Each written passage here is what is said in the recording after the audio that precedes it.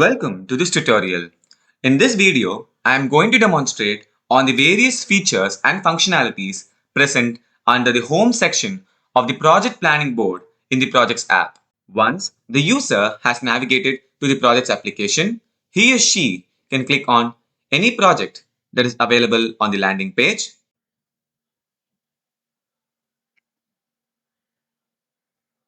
and navigate to the planning board of the particular project.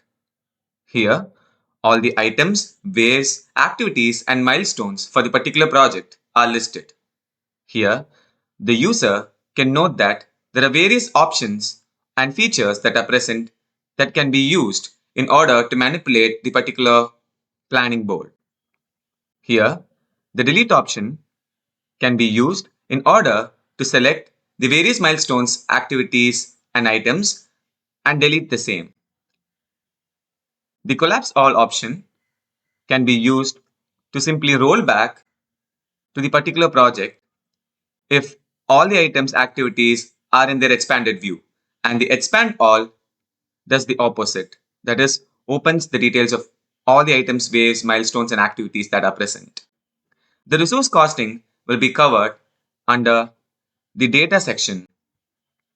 The column config option allows the user to display or remove various columns of data that can be displayed in the particular planning board.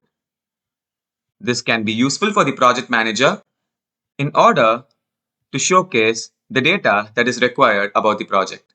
And the export button can be used to export the data that is currently visible in the screen within the project board as an Excel file.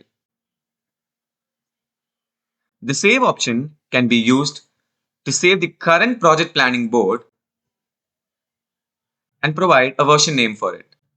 And here, the user can simply go and access the various saved project planning boards and roll back to the same. These are the various features that are present within the Home section of the Project Planning Board. Thank you for watching.